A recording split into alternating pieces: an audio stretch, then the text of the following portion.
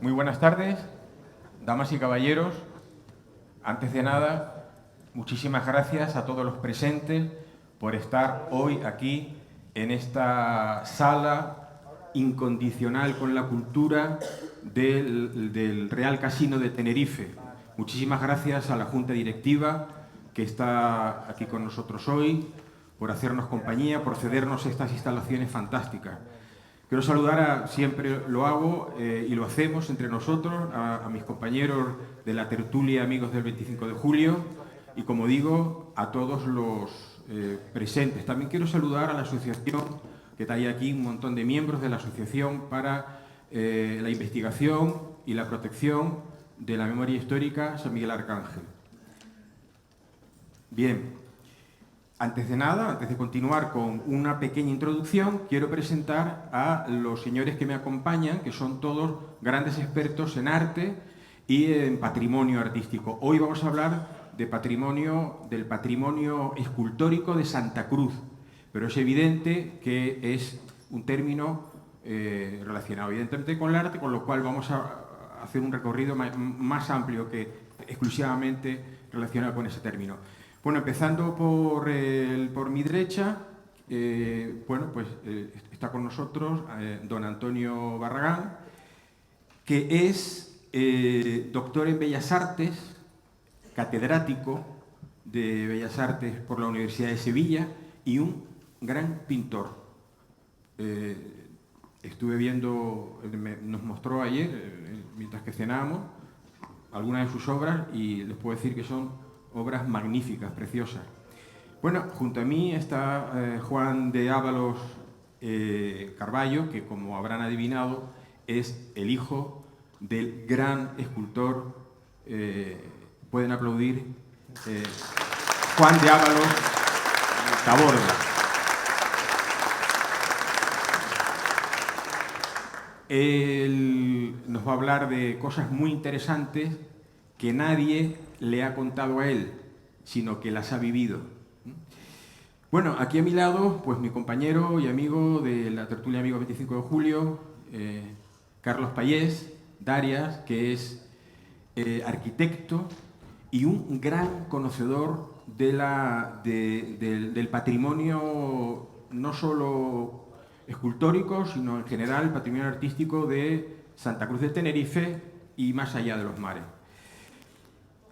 Como verán, bueno, aparte de eso, no me quiero olvidar, él también es vocal de la ponencia técnica de patrimonio arquitectónico del Gobierno de Canarias, con lo cual, digamos que también está muy al tanto de lo que vamos a hablar. Y como ustedes habrán podido leer en las tarjetas que se hicieron de invitación y demás, pues que tendría que estar hoy con nosotros un gran amigo, también amigo de la tertulia, arquitecto, un gran conocedor y además del patrimonio artístico y además es miembro de la Academia de Bellas Artes de Canarias, San Miguel Arcángel, Sebastián Matías. Pues Sebastián Matías Delgado, el hombre estuvo hace tuvo el otro día, hace 3-4 días un pequeño accidente, se fastidió la rodilla. Sí. Se fastidió la rodilla, la tiene fastidiada, no puede caminar y es un hombre de avanzada edad, con lo cual no había que perjudicar su lesión. Como digo, hoy vamos a hablar del patrimonio escultórico de Santa Cruz. Yo quisiera hacer una pequeña introducción y enseguida ya empezamos a hablar. El patrimonio histórico, escultórico, cultural, arquitectónico de una ciudad no es única y exclusivamente patrimonio de esa ciudad y por lo tanto de los ciudadanos de esa ciudad. En España es patrimonio de España entera. Es decir, la Giralda de Sevilla, la Catedral de Sevilla, tenemos aquí a un sevillano, pues no es patrimonio solo de los sevillanos, es patrimonio de todos los españoles. Cualquiera de las esculturas que están situadas en las calles de Santa Cruz no es solamente patrimonio de los santacruceros, es patrimonio de los chicharreros, de los canarios y de todos los españoles. Y además no es solamente patrimonio de aquellos que vivimos el tiempo actual, el presente, fue patrimonio de nuestros antepasados, patrimonio de los que hoy vivimos y patrimonio de los que vendrán, de nuestros hijos, de nuestros nietos, de nuestros tataranietos, etc. Es decir, por lo tanto, la responsabilidad que cada uno de nosotros tenemos en nuestro presente, nuestras decisiones con respecto a cualquier acto que hagamos en relación al cuidado, en este caso de lo que hablamos, del patrimonio, no es una responsabilidad circunstancial, una responsabilidad del momento, tiene consecuencias posteriores. En el verano de 1928, en Santa Cruz, se cometió un atentado contra el patrimonio, en este caso histórico, de la ciudad, de Canarias y de toda España. En ese año y en ese verano se derribó el castillo de San Cristóbal. El castillo de San Cristóbal que defendió contra Blake, contra Jennings y contra el célebre Horatio Nelson en la famosa batalla del 25 de julio de 1797, un castillo que tiene una historia extraordinaria, fundamental para Santa Cruz y para Canarias y por tanto para toda España, contra el enemigo de entonces anglosajón, bueno, de entonces y de los siglos. Y nosotros, se derribó y nosotros no hemos podido disfrutar de observar ese castillo, de tocar las piedras de ese castillo. Y eso fue un atentado que ahora sufrimos nosotros y sufrirán nuestros, como digo, hijos, nietos y bisnietos. Bien, hace unos días, hablando con Carlos, yo le pregunté a Carlos, le dije, Carlos, ¿cuál es para ti, desde tu punto de vista como experto, cuáles son las 4 esculturas o monumentos que adornan las calles de Santa Cruz que para ti tienen mayor relevancia? Y él me habló, por este orden, la primera, del monumento a los caídos de la Plaza de España, que aquí lo vamos a ver, monumento a los caídos, en cuya base reza lo siguiente: Tenerife en honor a todos los que dieron su vida por España. En segundo lugar, me habló del monumento a la paz, que es como se llama porque así figura desde un principio en el inventario de obras de Juan de Ábalos Taborda. Monumento a la paz de Tenerife, como vemos aquí, vemos una imagen, aquí otra perspectiva de Juan de Ábalos, del padre de este amigo que nos acompaña, que además sé que va a disfrutar de esta charla con nosotros.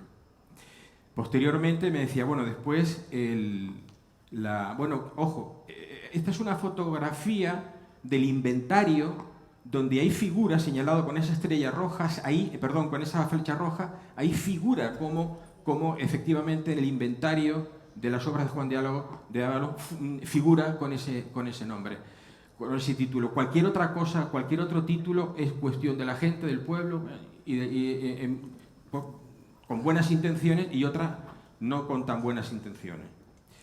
Después me hablaste de la escultura de Lady Tenerife, de Martín Chirinos, y por último me hablabas del guerrero de Goslar, de Henry Moore.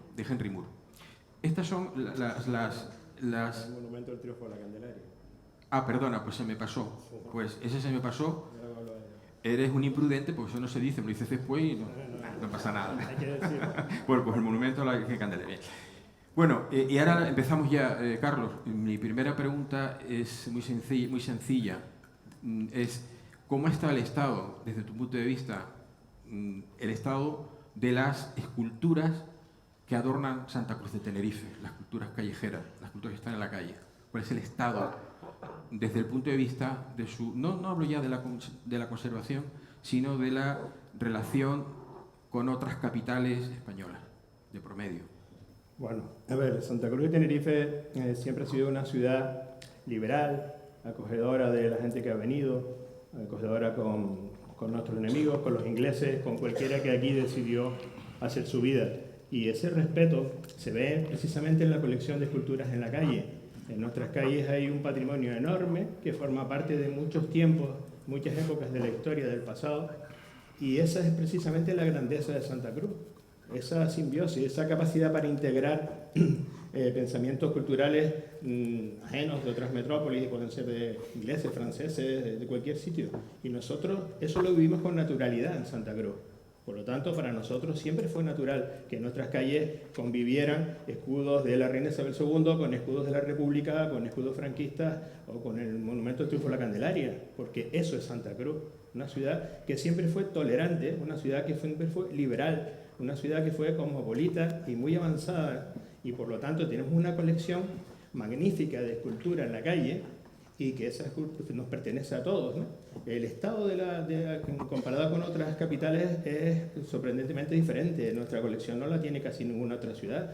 Cuando aquí se hizo la colección de 1973 en la calle, eso no se usaba en ningún sitio. Fuimos un experimento, colocar las obras de arte en la vía pública y ver qué pasaba con los vecinos, con los niños, con cómo interactuaban con la gente. Eso fuimos pioneros en ese tema.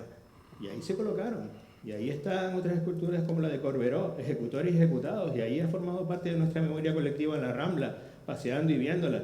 Y están en la misma dignidad los ejecutores y los ejecutados. Y uno pregunta, ¿cuáles son los ejecutores? ¿Los que tienen los huevos para arriba o los que están colgando? Da igual, eso no nos interesa a nosotros. Estamos hablando de arte, no de política.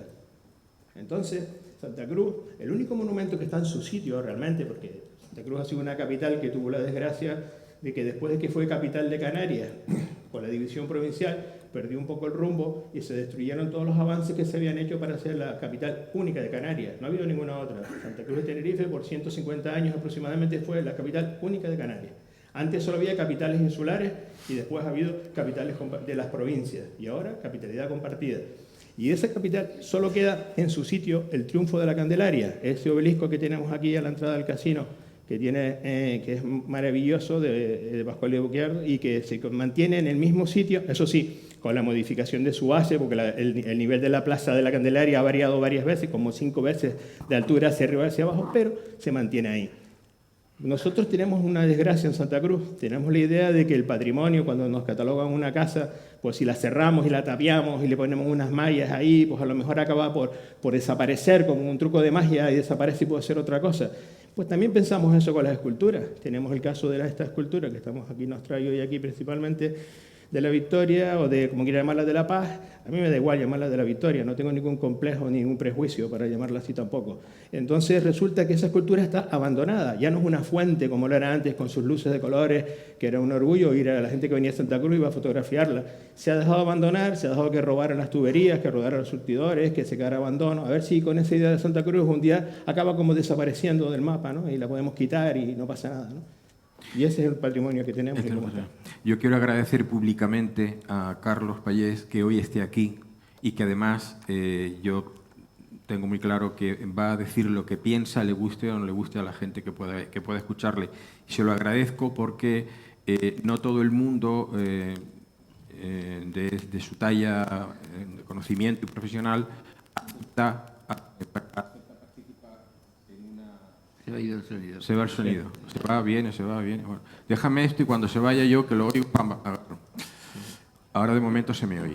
Entonces, bueno, pues muchas gracias, Carlos, por estar aquí. Sí, te digo además porque vine. ¿Sabes? Sí, ¿por qué viniste? Porque yo no quería participar, porque yo realmente ya pensaba que eso era un hecho perdido, ¿no? Quitar la escultura, pues casi me da un poco igual al final con esa idea, pero de repente me vino, o sea, de repente oí un comentario de que también había que tirar el puente Serrador, el mercado Nuestra Señora de África, entonces como saltó una alarma, como diciendo, pero vamos a ver, ¿cómo que el mercado? ¿Pero el mercado por qué?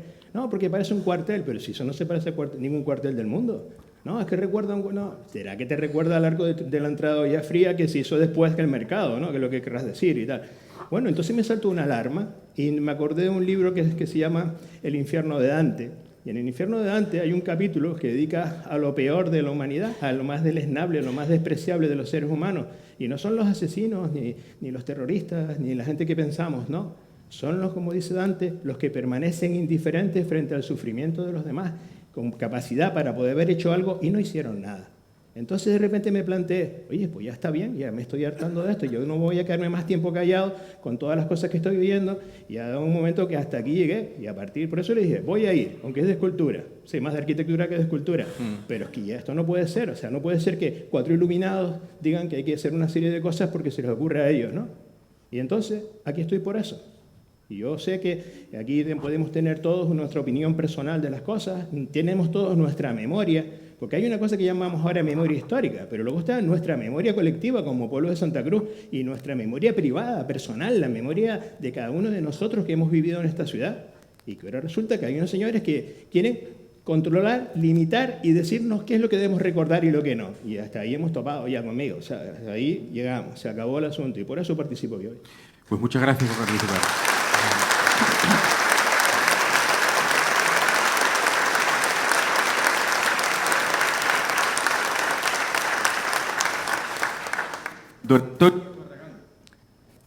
Yo quisiera, a ver, sí.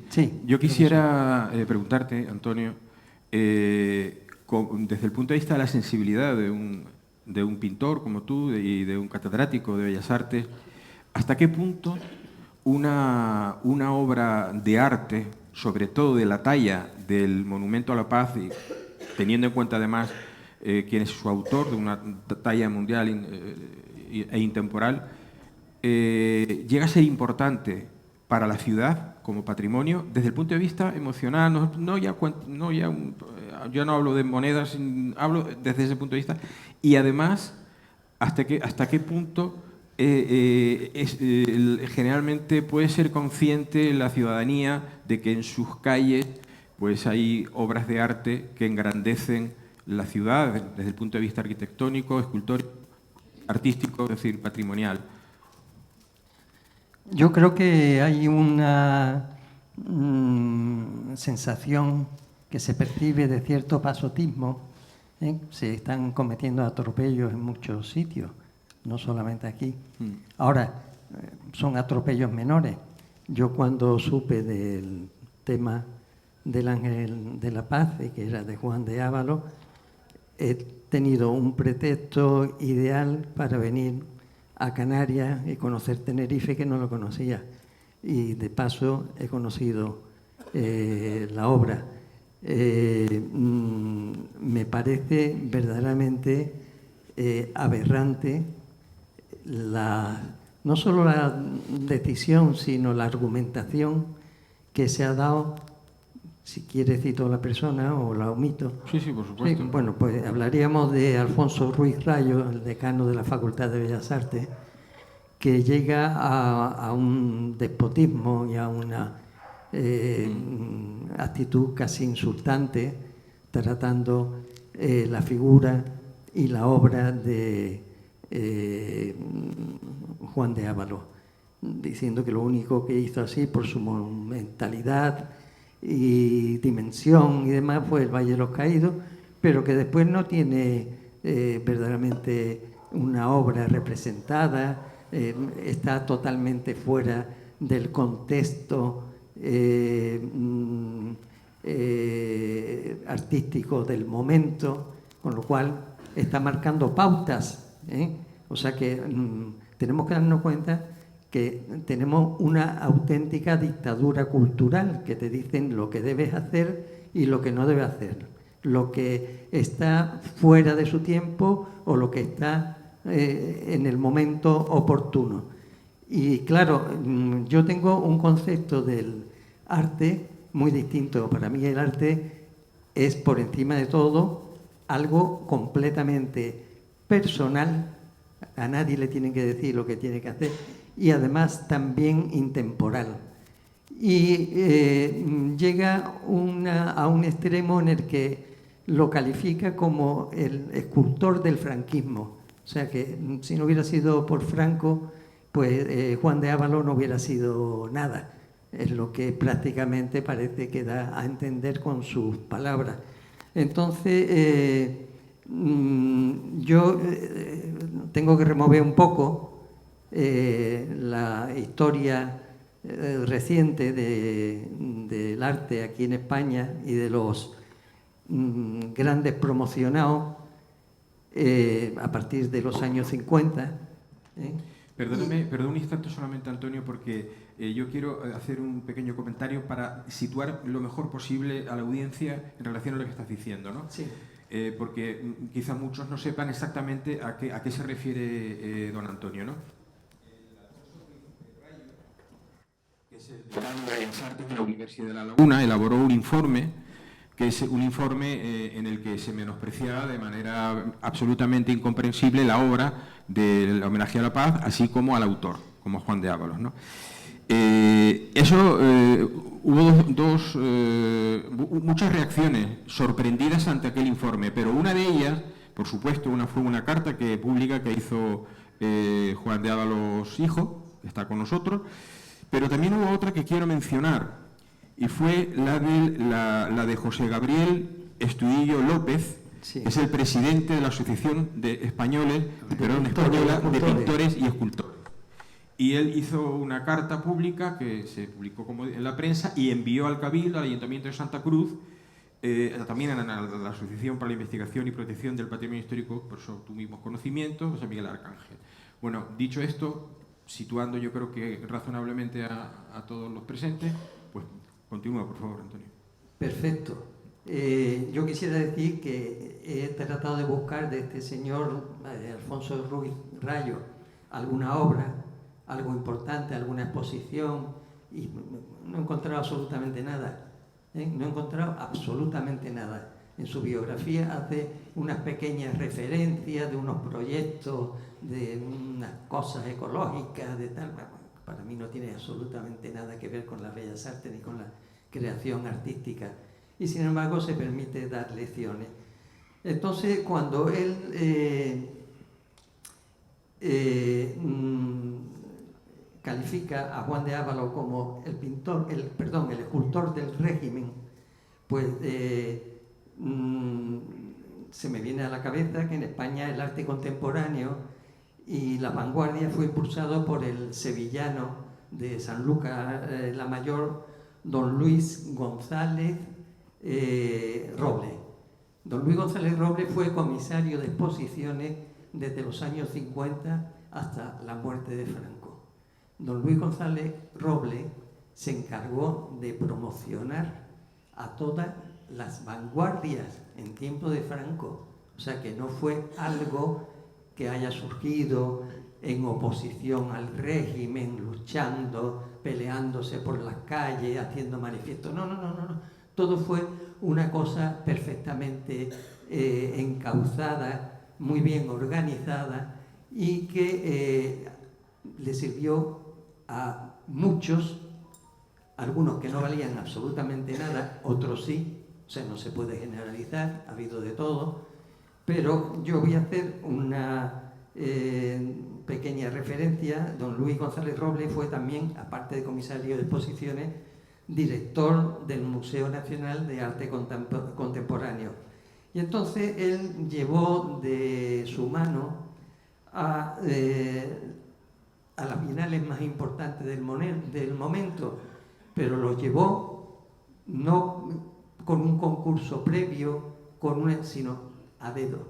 Todos estos fueron a dedo, y fueron a dedo a la Bienal de Arte de Alejandría, a la de Venecia, a la de Sao Paulo, y entre ellos pues no fueron uno ni dos. Os vaya a sorprender con los nombres de los artistas que fueron promocionados y que empezaron a hacerse millonarios en época de Franco, y gracias a la gestión de un comisario y director de museo franquista, porque este señor sí que era franquista. Él tenía un cargo que estaba vinculado a la Dirección General de Bellas Artes de aquel momento, en los años 50. Quien estaba aquí no era Felipe González, está claro, no, era Franco.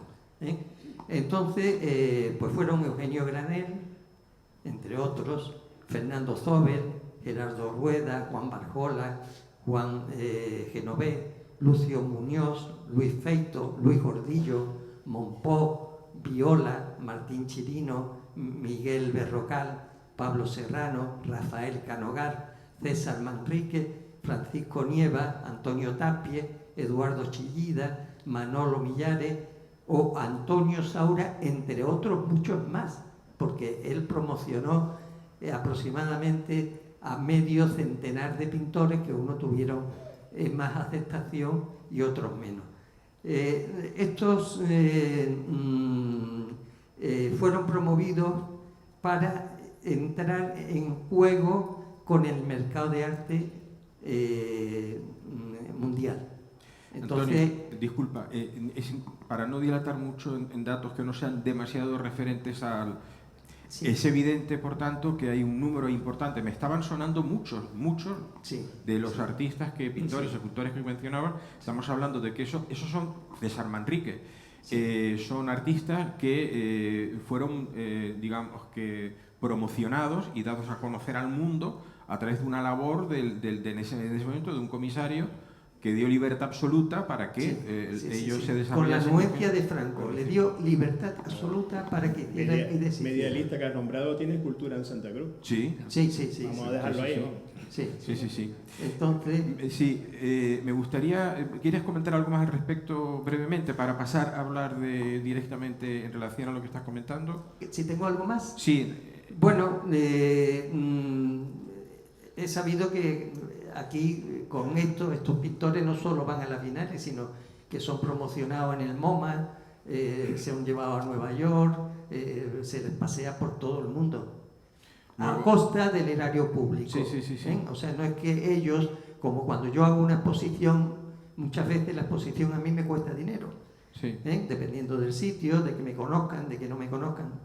Tengo que pagar marco, catálogo, todo. Estos no iban a mesa y mantel. Fue una maniobra para dar a conocer la cultura, el arte español fuera de España, una manera de abrirse al mundo, ¿no? Que yo creo que fue una maniobra inteligente. Lo que pasa es que, claro, aquel que no entró en eso pues se vio perjudicado, pero claro, igual no todos cabían. Efectivamente, el problema es que tomó un sesgo muy definido. Que probablemente después hubo ingratos. Muchos ingratos, ¿no? Que después sí. Bueno. El caso de Chillida, cuando se entera de que... esto es de tonto porque es al cabo de muchísimo tiempo, de que Franco, en alguna medida, manipulaba a al comisario Robles, ¿no? Pues Chillida dijo que no iría nunca más a una bienal porque lo habían estado utilizando. Es de risa, ¿no? Vamos a avanzar con los aspectos relacionados con la obra que fundamentalmente hoy nos ocupa. Y yo quiero preguntarte, Juan, ¿qué recuerdos tienes? Todos sabemos ya que el Monumento a la Paz se inauguró en Santa Cruz de Tenerife en 1966 y que fueron nada menos que 80.000 suscriptores los que financiaron la obra. Es decir, 80.000 canarios, no solamente de Tenerife, sino también de otras islas, La Palma, La Gomera, El Hierro y creo que también de la provincia de enfrente. 80.000 suscriptores, son muchos ciudadanos que pusieron sus pesetas para financiar esta obra. Por lo tanto, ellos también tienen derecho, muchos han fallecido, pero la memoria de aquellas personas también y sus intenciones deben ser defendidas. Juan, ¿qué recuerdas? Porque tenías unos 15 años, me decías, ¿no? Cuando la inauguración. ¿Qué recuerdas de ese proceso, de cuando se instaló y demás? Bueno, yo hablar de mi padre pues, es algo verdaderamente extraordinario, poder darle el homenaje que merece, porque aparte de ser un gran artista, fue un excelente padre de familia. Él amaba a su madre, a su familia, a su patria, y su único líder era Jesucristo. Él no tenía otro líder político. Él pensó desde muy joven amar lo que eran las estampas religiosas. Y él, con el párroco de Santa María, pues dibujaba con 10, con 11 años, de una manera extraordinaria, a tal punto que el párroco llamaba a mi abuela y le decía: este niño tiene alucinaciones, Y algunas veces, algunos dibujos eran tan buenos, con esa edad, que el párroco se los rompió, pensando que no era él el que lo había hecho. Entonces, bueno, pues la vida fue muy dura, porque la vida de los artistas, dices, tienes más hambre que el hijo de un artista, ¿no? Se suele decir. Pues es muy dura, y él, de alguna forma, pues trabajó como delineante proyectista de motores eléctricos en CNMESA, y al mismo tiempo en un pequeño estudio en la calle Mejía de Querica. Lamentablemente, después de la guerra, le hicieron un expediente por rojo. Él, al fin y al cabo, había sacado el carnet del Partido Socialista de Juventudes porque trabajaba con el Ayuntamiento de Mérida, que era en ese momento el Ayuntamiento Socialista.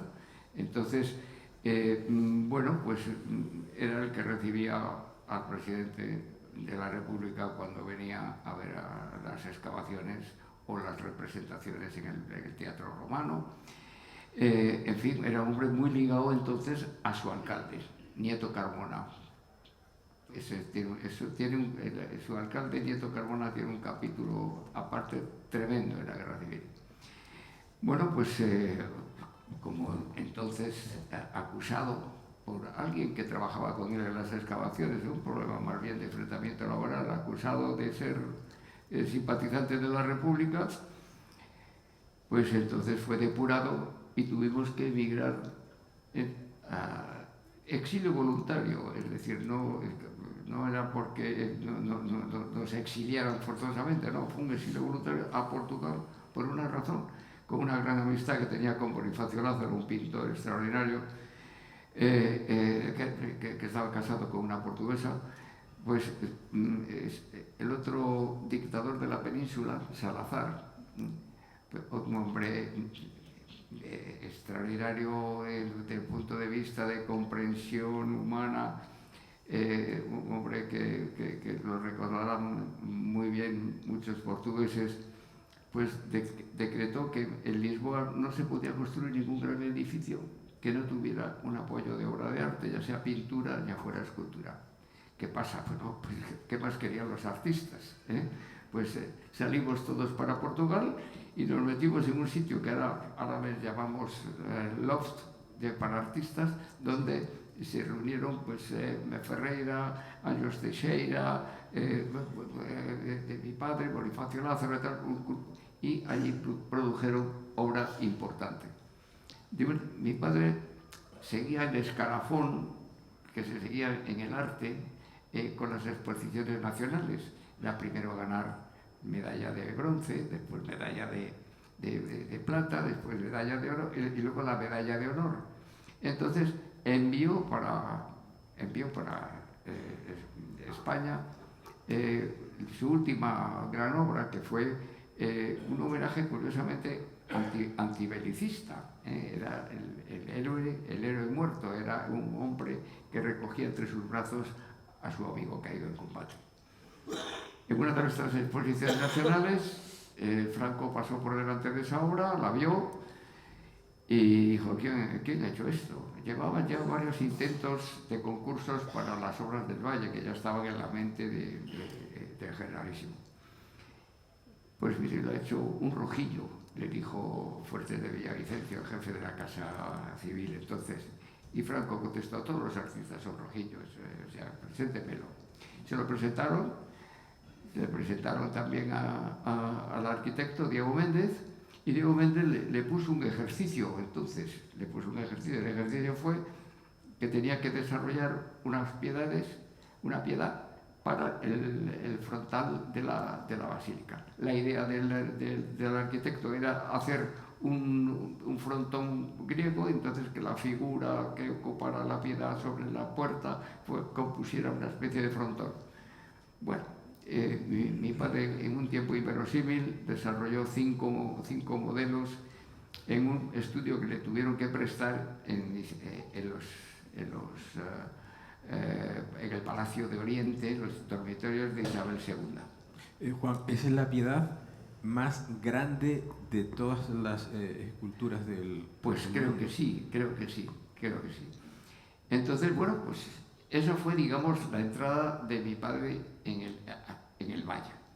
A partir de ahí, bueno, podría contar miles de anécdotas, porque ¿qué ocurre? Que directamente cuando mi padre llegaba de la obra, pues yo ya con un chaval ya con bigote, pues escuchaba las conversaciones y oía lo que mi padre, o yo le preguntaba lo que venía, si venía del Pardo, o venía de la obra, o venía de la cantería, o venía del estudio. Bueno, pues esa conversación familiar, pues claro, pues yo estaba en primera fila.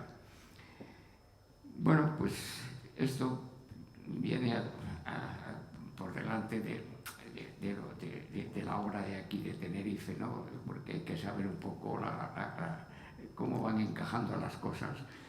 Mi padre, cuando termina el valle, pues ¿qué ocurre? Pues le surgen muchísimas más obras, le surge mucho más trabajo. Y entonces una de las veces que vino del Pardo de estar, quería hablar por algunos problemas que había en la obra. Mi padre directamente nunca andaba por términos medios, se iba directamente a la cabeza a preguntar y a protestar si tenía algún problema, ¿no? Y pidió una audiencia en el Pardo, le dijeron que tenía 10 minutos, y estuvo una hora y cuarto, una hora y media, una cosa así aproximadamente con él. Y allí fue donde recibió las instrucciones que luego trasladó, porque de alguna manera él las apoyó también, a toda la obra que iba a ser representativa de escultura en el Valle de los Caídos y en el futuro de sus obras. Y era que Falco le dijo que no quería de ninguna de las maneras que hubiera ninguna representación belicista y ningún recuerdo doloroso de lo que había sido nuestra guerra civil. Bueno, mi padre aquello le pareció perfecto, porque entre otras de las cosas, una de sus ideas, y que de alguna manera había hablado con su excelencia en el Pardo, era la necesidad de que aquello fuera para todos los muertos de la guerra civil, de un bando y de otro. Bueno, pues esa idea de antibelicista la tenía muy clara. Mi padre tenía una posición en casa importante, que era mi madre. Mi madre había sufrido mucho cuando mi padre entró, el general Yagüe, en Mérida, pues se escapó por los pelos. Estuvo a punto como estaba en relaciones con el alcalde y con la República y tal, pues fue un poco acusado de colaboracionista con la República, estuvo a punto de ser fusilado. Fue unos días muy malos para la novia de mi padre, entonces, sabiendo que mi padre estaba detenido en el casino de Mérida y que en cualquier momento le podía fusilar. Gracias a un gran amigo, un gran médico de Badajoz, pues mi padre lo incorporaron al final al Ejército Nacional y se escapó. Pero mi madre no lo olvidó nunca. Entonces, como comprenderéis, las discusiones en casa pues era que no, ahora primero no tienes que hacer esto, no tienes que hacer. Cuando llegó el momento de hacer la obra de Tenerife, esto nunca fue un monumento a Franco. O sea, en mi casa eso nunca se oyó que fuera un monumento a Franco. Eso era el monumento a la paz. Entonces, ese monumento a la paz tenía que buscar en una representación. Yo le vi sus primeros dibujos, sus primeros tal. Entonces, la idea siempre él la trasladaba un poco a la idea religiosa. Verdaderamente, la idea al final tiene un héroe, un hombre, que porta la cruz, que va a defender, que porta la cruz. La espada no la blande en plan guerrero, sino enseña la cruz y vuela sobre su espalda su bandera y recibe la ayuda de un ángel para ir a combatir a los enemigos de la religión. Discúlpame, porque es que me acabas de recordar una cosa y me duele la tripa si me lo callo, porque hay un poema, no recuerdo el autor, hablando de la cruz, que termina los versos diciendo en un duelo el contrincante cae herido de muerte y el vencedor le da a besar la cruz, la de su acero. Es decir, la cruz, la espada en forma de cruz, con la empuñadura hacia arriba, que efectivamente es como figura en la escultura de homenaje a la paz de Juan de Ávares. Si os pudiera mostrar otra serie de figuras que se hicieron con el Instituto de Cultura Hispánica en América, en Colombia, en Santa Fe de Bogotá, por ejemplo, pues todas las figuras de los conquistadores nunca hablan de la espada. Tú tienes a Pedro de Valdivia y lleva la espada y muestra la cruz. Tú tienes una serie de esculturas donde siempre la imagen de mi padre era tremendamente pacifista, pero sin embargo con la reivindicación clara de su religión y de sus sentimientos. Entonces, claro, ¿qué ocurre? Bueno, pues si aquí efectivamente pues alguien puede decir, sí, claro, pero esto puede representar, vamos a ver, las cosas, lo repito mucho últimamente, las cosas son como son y hacen lo que hacen y parecen lo que parecen porque son como son. Luego viene ya el relativismo cognoscitivo de algunos, donde pueden intentar aplicar una lectura, pero es que la obra de Ábalos es verdad, es nada más que la verdad. Él incluso te dice, yo tengo aquí una nota suya de una de sus entrevistas, donde dice, lo que yo hago aquí y está ahí en formas, si el otro no lo ve, el fracaso es mío y no necesito palabras o explicaciones. Claro, ¿esto qué ocurre? Que el artista que desarrolla su arte con la verdad por delante, con la verdad total, no necesita en un momento determinado que nadie le dé un manual de instrucciones para explicárselo. Le puede, a lo mejor, si tiene mucha ignorancia en el arte, explicarle algo de composición, algo de color, algo de tal, pero claro, al fin y al cabo, si tú te enfrentas, tú entras en una gran exposición, nombraremos a Arco, por ejemplo, ¿no? y tú paseas por allí, pues es muy complicado que llegues a comprender la pintura por la pintura. Es muy difícil comprender el sentimiento que ha tenido un señor que al dar 4 brochazos. Es difícil. Claro, ¿qué pasa? El arte que es de verdad, el arte que es verdad, llega fácilmente al pueblo. Curiosamente, es el más socialista de todos, el que puede llegar a emocionar a aquel que no tiene suficiente entender y cultura para comprender. Alguien que se sienta delante de un enorme cuadro en el Prado, pero claro, estamos en una época donde tengo auténtico pavor de lo que puede pasar. Apelando las leyes de género, ¿cuántos cuadros pueden desaparecer del Museo del Prado? Ya hemos hablado de que a Picasso había que echarlo Sí. Yo quería, me has llevado hacia una parte de la conversación que me gustaría que tuviésemos, que tiene que ver con lo que estás diciendo, ¿no? Y ahora sí me gustaría que interviniésemos, bueno, que intervenís a medida que avancemos en la conversación, ¿no? Entonces voy a contar una cosa un momento, sí. Ahora, porque uno es una anécdota. Cuando el piquete revolucionario va al Teatro Guimerá a romper el escudo real de Isabel II que está en el frontón, que haya puesto Antonio Pintor, vivía ahí el bedel del edificio, y el bedel se enfrentó al piquete que venía armado y le dijo, ¿a qué van a hacer ustedes? A romper el escudo. Dice, no, a mí me pagan para mantener este edificio bien conservado y limpio, y ustedes no van a romper nada, si van a romper esto me tienen que matar a mí primero. Entonces se fueron, y como se fueron tenemos el escudo ahí, si no, no lo tendríamos. Vamos a ver que la historia está hecha así, de gente valiente que se enfrentó con una escoba a unos tíos armados. Digo, ¿cómo van ustedes a romperse? A mí me pasa igual, a mí como arquitecto me pagan para construir cosas, no para destruirlas. Vamos a ver, estamos aquí para construir, no para destruir. Entonces, yo quería decir una cosa, siempre que hay un conflicto, lo primero que muere, como todos sabemos, es la verdad, y se tergiversa. Entonces, yo quería decir una reflexión que traía para hoy, y quería comentarla antes de seguir con el debate, que leyendo el otro día uno de los máximos, las personas más preparadas de Europa sobre el patrimonio cultural. Claro, porque hay que decir una cosa, antes hablamos de siempre patrimonio histórico-artístico, y ahí se englobaba lo que era histórico y lo que era artístico en el mismo paquete, pero claro, hay edificios, inmuebles, parques, barrancos donde ha ocurrido un hecho histórico, por ejemplo el barranco de Acentejo, y no tiene nada de artístico. Sin embargo, hay edificios que tienen valores artísticos donde nunca ocurrió nada histórico y están catalogados también como histórico-artísticos. Bien, ahora los catalogamos todos como patrimonio cultural. Patrimonio cultural puede ser arquitectónico, escultórico, industrial, es decir, le ponemos apellidos a ese patrimonio cultural. Decía esta persona, que no voy a nombrar el nombre para no quedar de pedante, que es asesor de la Unión Europea, y decía: las pruebas, o sea, el patrimonio cultural es lo que sobrevive en nuestra época, que convive con nosotros de épocas del pasado. Si nosotros lo destruimos, destruimos las pruebas.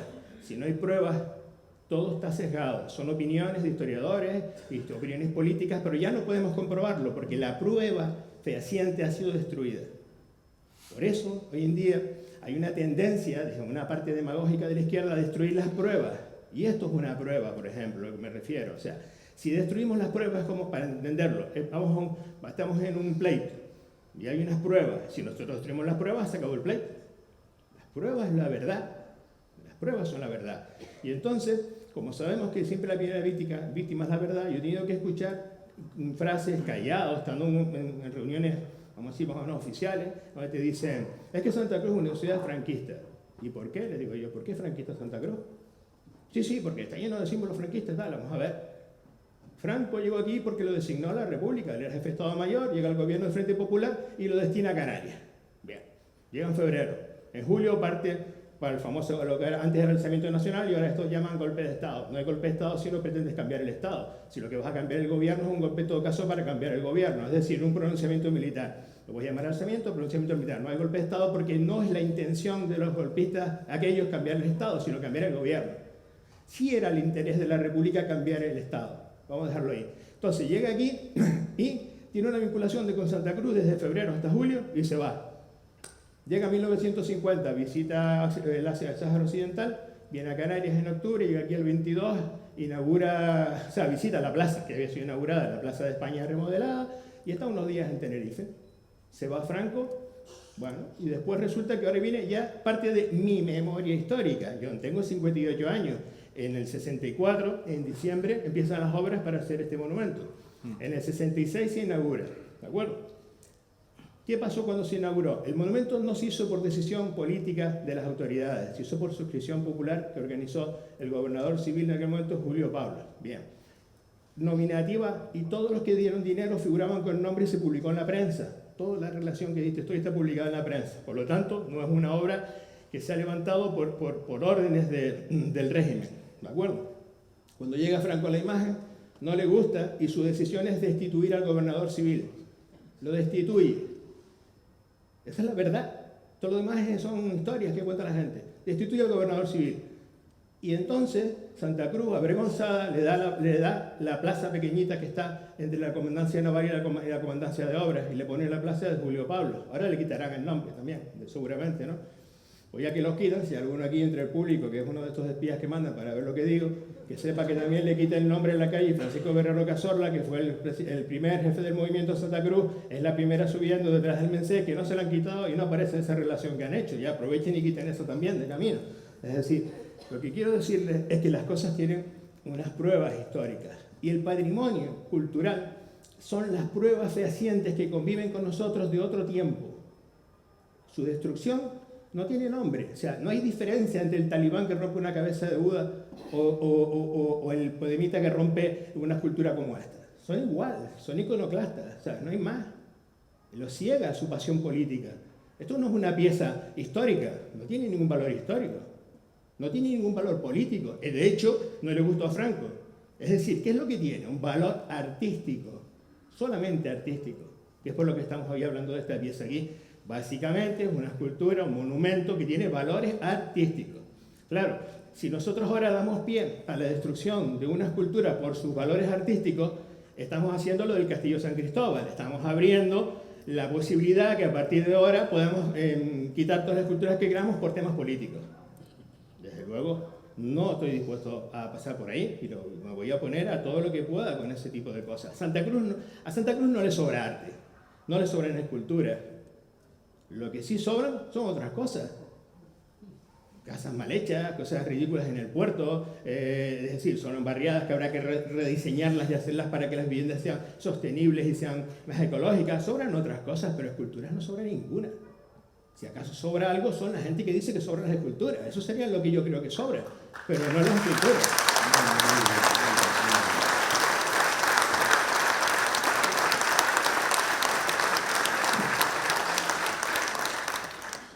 La Real Academia de Bellas Artes de Canarias, San Miguel Arcángel, la CICOP, el Centro Internacional para la Conservación del Patrimonio, la Universidad CEU San Pablo, entre otras instituciones, han mantenido en sus informes que la obra Homenaje a la Paz de Tenerife, de Juan de Ábalos, tiene un valor escultórico excepcional y que además el autor es pues un escultor de talla internacional y de talla universal.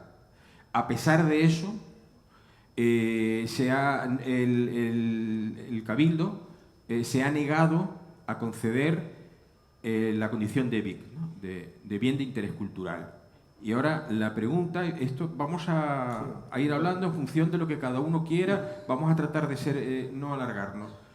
Evidentemente detrás hay, y aquí no estamos, hemos venido hoy para hablar de las cuestiones con claridad, que desde luego Carlos lo tiene más claro que el agua, ¿no? Y te lo agradezco.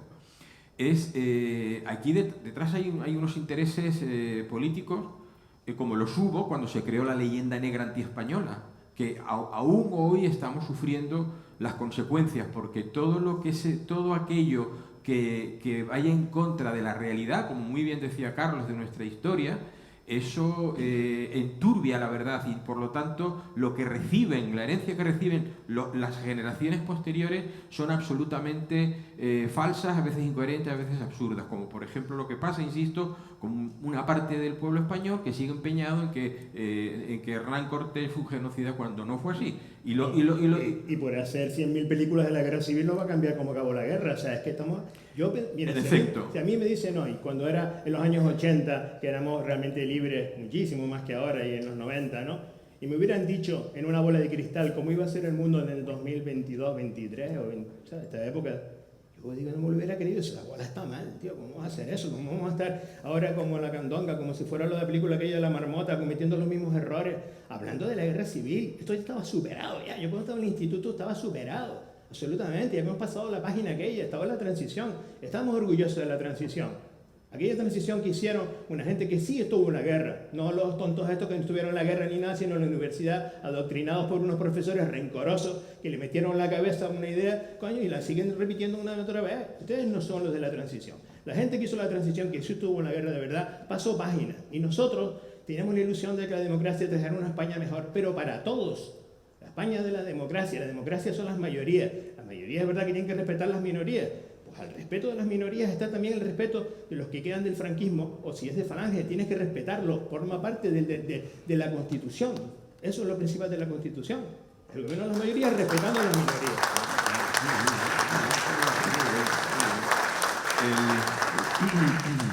Es evidente que, como, yéndonos al valor escultórico del Monumento a la Paz de Juan de Ábalos en Santa Cruz, que debemos proteger, porque como digo y como insiste Carlos, es patrimonio de todos. Pero aquí quiero dar un dato adicional, y es que esa escultura además tiene un valor económico de nada menos tasado de 45 millones de euros. Y la tasación que fue realizada por un Javier Morales Vallejo, que fue subdirector del Museo del Prado, doctor en Bellas Artes, con un currículum apabullante. Este hombre hizo esta tasación para una empresa de seguros, ¿no? Joyce, conocida empresa, pues precisamente para asegurar la obra, ¿no? Por circunstancias determinadas en algún momento. Entonces estamos hablando de una obra de arte, un valor excepcional en sí misma, un autor excepcional por su trayectoria y además una obra que está tasada en 45 millones de euros. Entonces, no es algo baladí, el patrimonio que debemos proteger. El valor del arte siempre es bastante complicado de tasar. Por supuesto, pero... Es complicado de tasar. En un momento determinado se hizo una tasación de toda la colección de obra de Juan de Ávalos, y las obras no solamente valen por su valor físico, de construcción y de tal, independientemente de los honorarios que cobre un escultor, sino por todo su valor de reproducción y seriación. Es decir, que por ejemplo el ayuntamiento aquí podía estar a lo mejor haciendo réplicas pequeñas de recuerdo de esa figura, pues ese es un valor añadido. Por supuesto. Eso tiene unos derechos de propiedad intelectual, independientemente de que alguien o una sociedad tuviera los derechos de venta y reproducción de esa obra. Es decir, que cualquier obra pública colocada de cierta importancia en una plaza tiene un valor importante. Es decir, que si en un momento determinado alguien no protege su propio patrimonio, algo que le ha puesto todo el cariño en hacerlo, puesto que contribuyeron cerca de 80.000 personas a la construcción de esto, no piensa que no solamente se destruye la obra y el cariño del escultor que ha hecho eso y el valor artístico de eso, sino la ilusión de muchas otras personas que trabajaron y tuvieron la satisfacción de ver esa obra terminada, porque yo he visto la ilusión con la que en un momento determinado, tanto fueron los canteros, como fueran los fundidores, como fueron la gente que colaboró, esa gente que ha puesto sus oficios a disposición de la escultura por ahí, están siendo también dañados en su amor propio. Y nosotros, yo me acuerdo, cada vez que se colocaba una parte importante de los evangelistas del Valle, era una fiesta. Y ahí, entre la gente que había, bueno, pues habría quien no era religioso, habría quien a lo mejor si era del régimen o alguno de los presos que se habían quedado allí, porque ya mi padre no trabajó con presos en el Valle, trabajó con gente que se había quedado allí a trabajar después de haber redimido las penas. Pues aquello era una fiesta, porque la gente se sentía honrada y feliz de haber un trabajo terminado, algo que es tan importante para en un director de empresa o en un entrenador de fútbol, que ahora se entiende mucho mejor, que a su equipo, a su gente, le dé la fuerza y la fortaleza necesaria y le ilusione por el trabajo que está haciendo.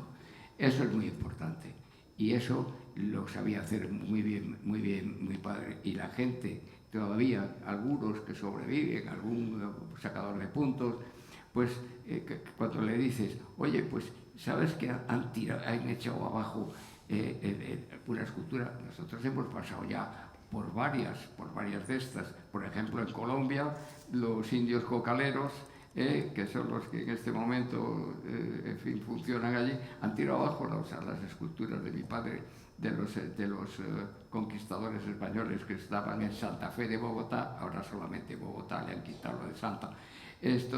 Bueno, pues todo eso, todas esas cosas las hemos vivido, y hay gente que se ha sentido dolida de que aquello en lo que colaboraron, porque muchos decían, oye, pues yo he trabajado en el taller de Ávalos, yo he sido formador, yo he sido yesista, o yo he sido el que hacía la carpintería del mar. Toda esa gente, todo ese equipo, y eso la izquierda presume mucho en fin, de abrir el círculo de los colaboradores, ¿no? Y siempre, oye, cuando haces una obra tienes que, al final debes decir pues todos esos que además mi padre los ha hecho figurar en sus libros, todos esos son dañados en su amor propio y en su amor al trabajo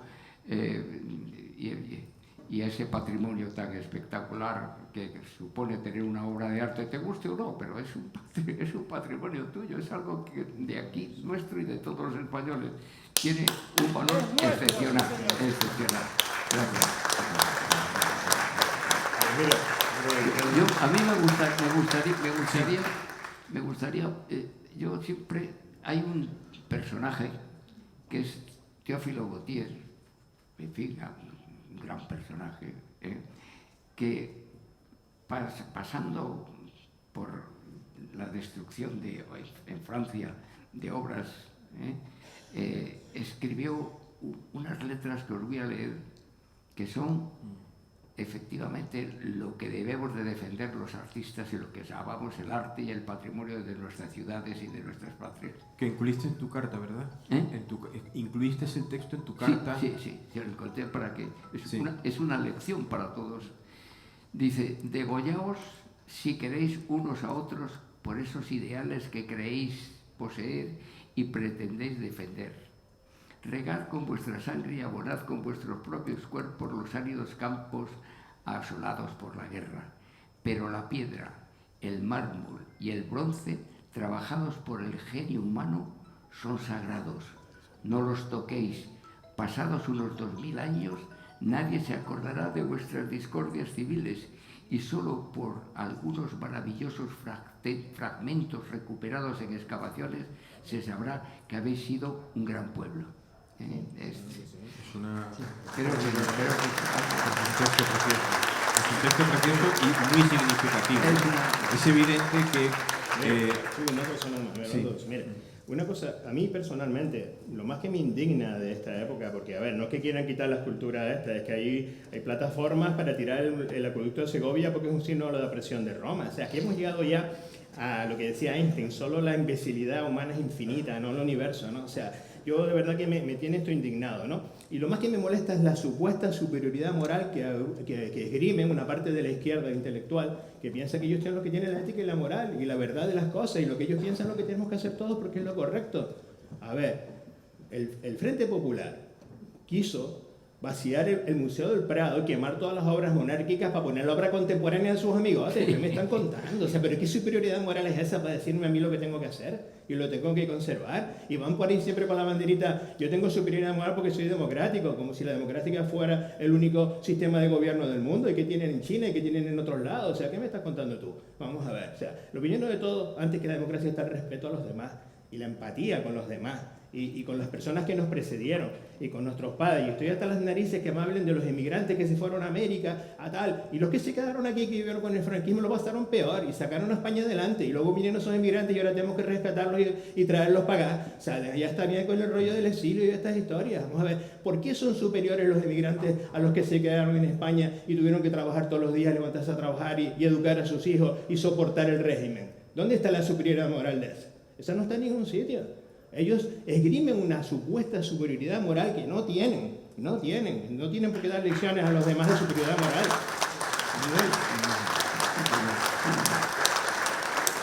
Antonio, ¿quieres hacer algún comentario al respecto de lo que estamos hablando?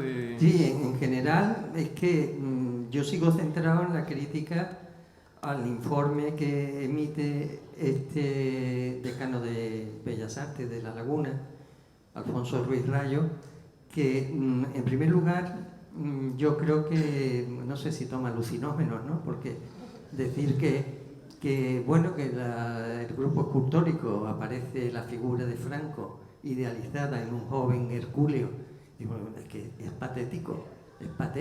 ¿Dónde está Franco en aquella época? Ya era septuagenario.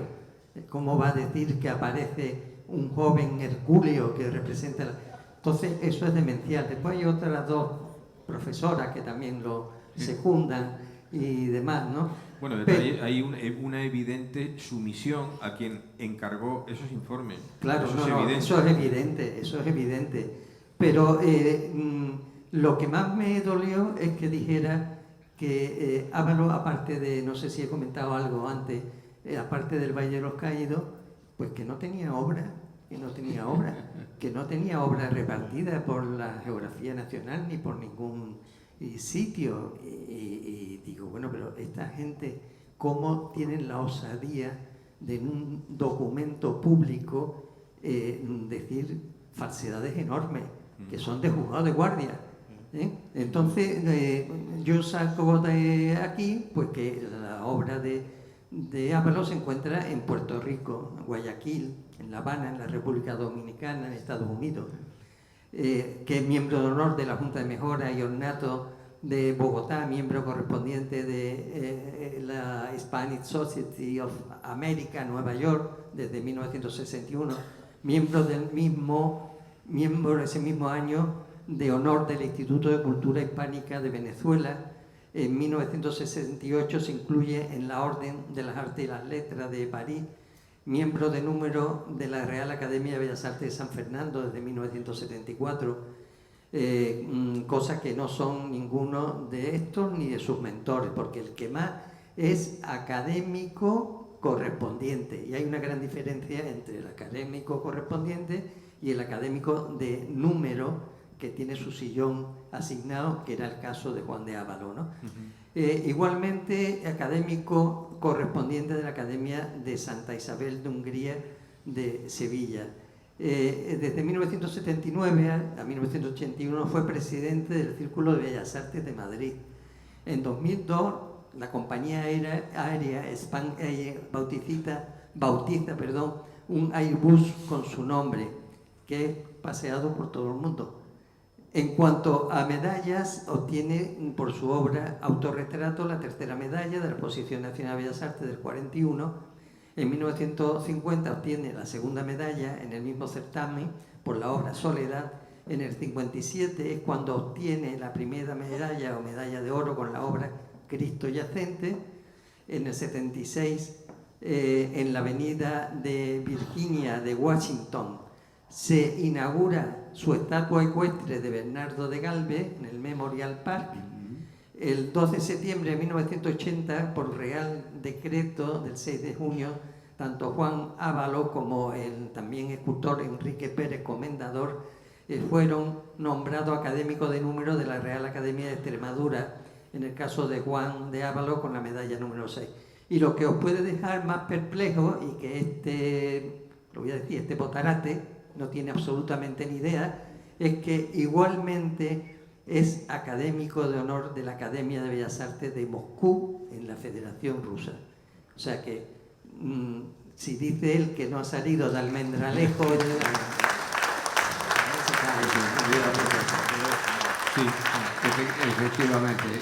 Es decir, hay que ver que lo más importante que puede tener un hombre que maneja un equipo, que maneja gente y tal, siguiendo un poco con el hilo de lo anterior, es que tiene que escoger a los mejores para trabajar. Si tú eres un sectario, tú tienes un problema, porque tu equipo estará compuesto por los señores con carné, de un sitio o de otro. Pero eso no va a funcionar nunca. Bueno, ya lo estamos viendo, ¿eh? No hace falta que lleguemos tal. Si hay una serie de personas que están en un gobierno simplemente porque tienen un cartel, porque soportan a un presidente, es muy difícil, es muy complicado que eso pueda funcionar. Otros han sabido rodearse de gente, como en un momento hizo Franco, con unos ministros excepcionales que supieron llevar este país al puesto 9º de potencia industrial del mundo. Eso es súper importante. En cuanto tú eres sectario seleccionando lo que tienes alrededor, no puede funcionar. Aquí, de todas estas ilustres nominaciones y condecoraciones que mi padre, claro, yo no sé de dónde ha captado en la persona que en un momento determinado hizo ese informe. Yo tengo más de 600 o 700 que vienen además en un libro, en su biografía, o se puede consultar, de críticas y de elogios y de tal, de su obra. Entonces, las academias Moscú, que curiosamente venían en época de la Guerra Fría, venía Ilya Klasunov, que era entonces director del gran pintor ruso, venía con sus alumnos al Valle de los Caídos. A la lección del curso y el trabajo de curso, de fin de curso, era un estudio, un análisis sobre la obra de mi padre.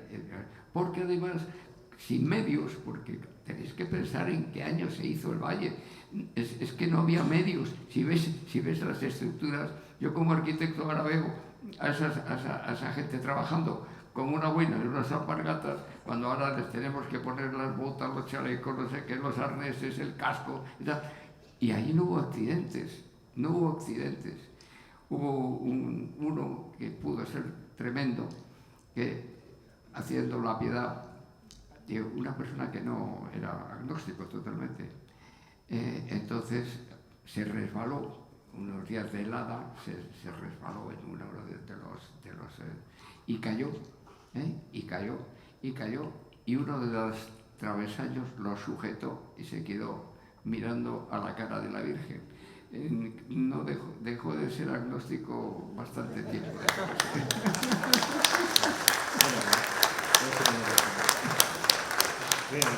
Bien, yo hoy estoy aquí a título personal, o sea, porque está en la dirección general en esa ponencia en la que no me llamaron para hacer ese informe, evidentemente, no van a llamar a mí porque saben que no hubiera hecho eso, hubiera hecho otra cosa, ¿no? Pero me fastidia, ¿no? Cuando dice la dirección general del patrimonio del gobierno canario sacó un informe y tal, y yo no estoy en ese informe. Bien.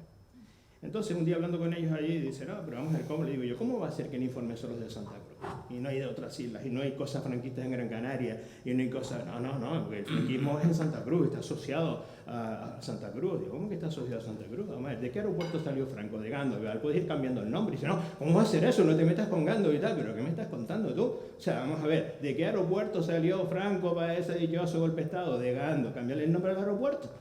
Y me dice, ¿cómo va a ser eso, Carlos? ¿Cómo le vas a cambiar el nombre a Gando? ¿Pero tú qué estás haciendo en Santa Cruz? ¿Qué estás haciendo aquí?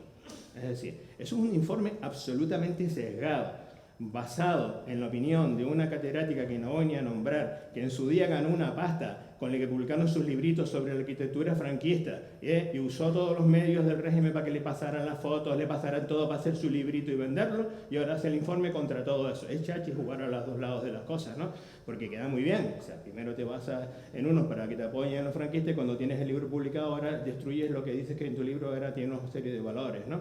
A ver, eso es un error. Santa Cruz, sobre todo, es una ciudad turística.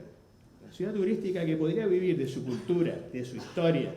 Una ciudad invicta. Solo queda Melilla y Santa Cruz de Tenerife, nada más. O sea, no tenemos por qué estar avergonzados de ser invictos.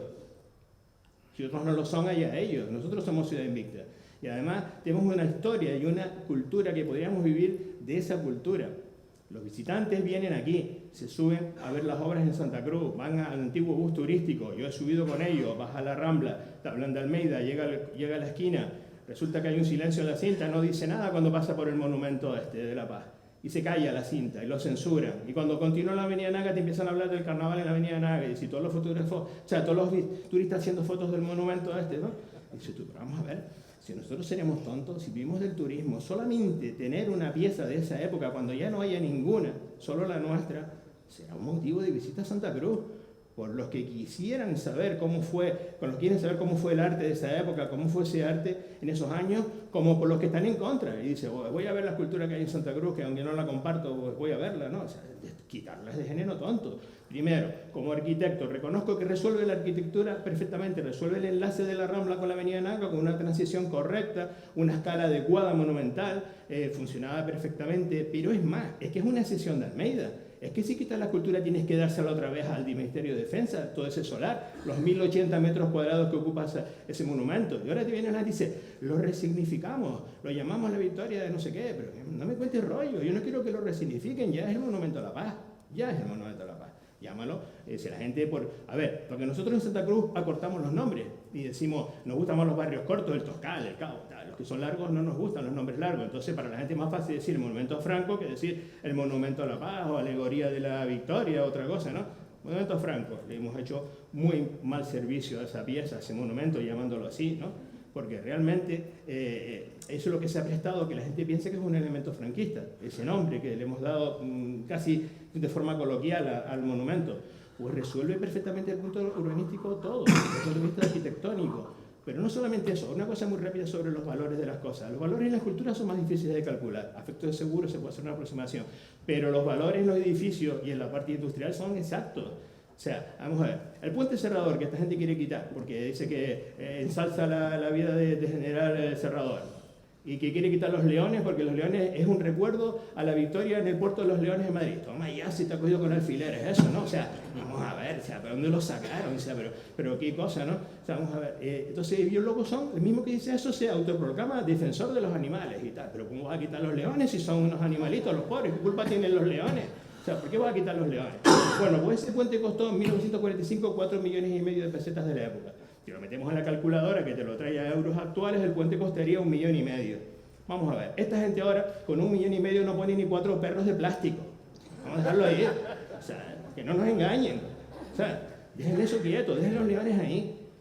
Si le quiere quitar el nombre al puente y llamarlo Cerrador y llamarlo Puente del Mercado, pues casi me da igual. Pero no quites el puente, no tires el mercado. Eso es lo que yo defiendo. O sea, esto hay que pararlo. Esto va a seguir y seguirá en todos los sitios de España. Eso, quitando el acueducto, quitando, así seguirán en otros países, quitarán las pirámides porque son símbolos de los faraones opresores y en Roma tirarán lo que queda de la ciudad, tal, ¿no? Porque claro, es que eso vale para todo, ¿no? Va a tirar el Capitolio de Estados Unidos, vale también, o sea, vale para cualquier cosa. ¿Por qué? Porque cuando el hombre va hacia la imbecilidad es infinita. Lo que decía antes, no podemos ir a la imbecilidad. Somos seres que pensamos, somos personas que pensamos, que fuimos a la universidad para pensar, para poner el cerebro en funcionamiento, no para hacer cosas dogmáticas y serviles a quien te las dicta. A eso nos podemos oponer, no estoy de acuerdo con eso. Yo vengo aquí hoy para decir, no estoy de acuerdo que se quite nada en Santa Cruz, ya está bien ya. Bueno, muy bien.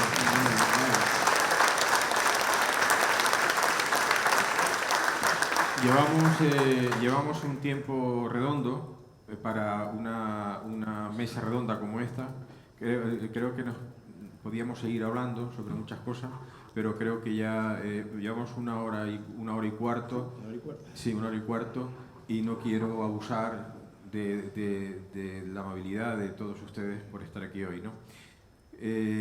Yo quiero acabar, salvo que haya una cosa de 30 segundos que queréis comentar. Yo creo que tú te has despachado a gusto, ya está. Para eso me trajiste. Y yo me sumo al 100% de lo que acaba de decir Carlos, al 100%, para que quede claro. ¿Alguna cosita que queráis comentar? No, yo lo único que aspiro es que se imponga la cordura y que se dé marcha atrás en toda esta esquizofrenia que nos está machacando permanentemente, que nos está afectando. Y no quedarnos cruzados de brazos, porque entonces nos comen por sopa.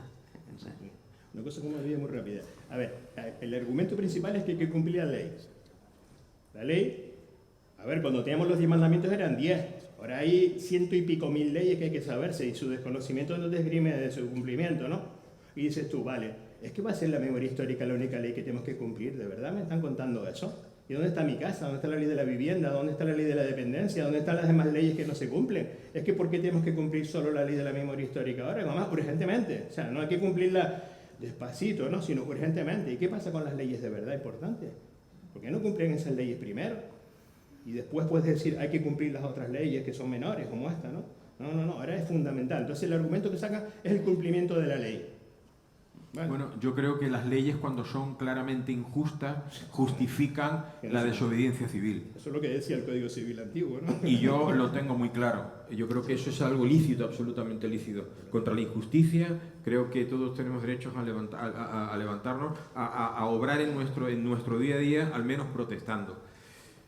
Sí, bueno, yo lo único que quiero es desearos a todos vosotros, a todos los tinerfeños, a todos los canarios, a todos los españoles, que en un momento determinado han sentido algo por ese monumento que les ha gustado, que les ha hecho vibrar o que simplemente pues, les ha ilusionado, que no llegáis a sentir el dolor que hemos tenido que sentir ya algunos viendo cómo se ha intentado destrozar, por ejemplo, la Piedra del Valle, o cómo hemos visto caer otras esculturas al otro lado del Atlántico. Yo os deseo que sigáis disfrutando de vuestro patrimonio y que no permitáis en ningún momento que se lleven por delante una obra de arte hecha con amor y con dedicación y con oficio. Muchas gracias.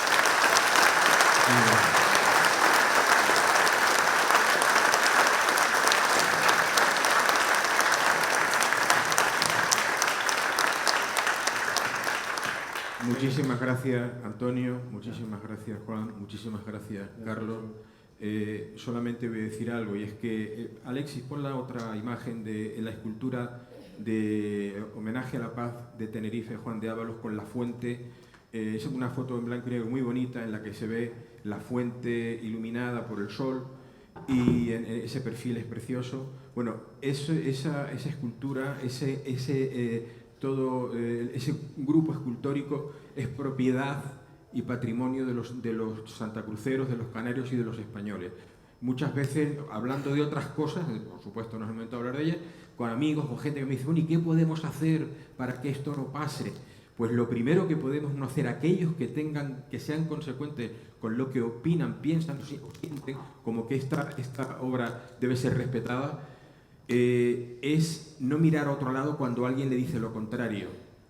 Es hablar con quien, simplemente porque se lo dicen las tripas, esto hay que tirarlo, esto hay que llevarlo a no sé dónde, esto hay que derribarlo. Hay que enfrentarse a esas personas con argumentos y con el corazón. Y si hacemos eso con muchas cosas a lo largo de nuestra vida, mucho podríamos cambiar, porque muchos somos para poderlo cambiar. Muchísimas gracias por estar hoy con nosotros. Tenemos que dejarlo, que si no nos van a echar. La escultura hay que protegerla porque es nuestro patrimonio. Muchas gracias y viva la libertad. Viva.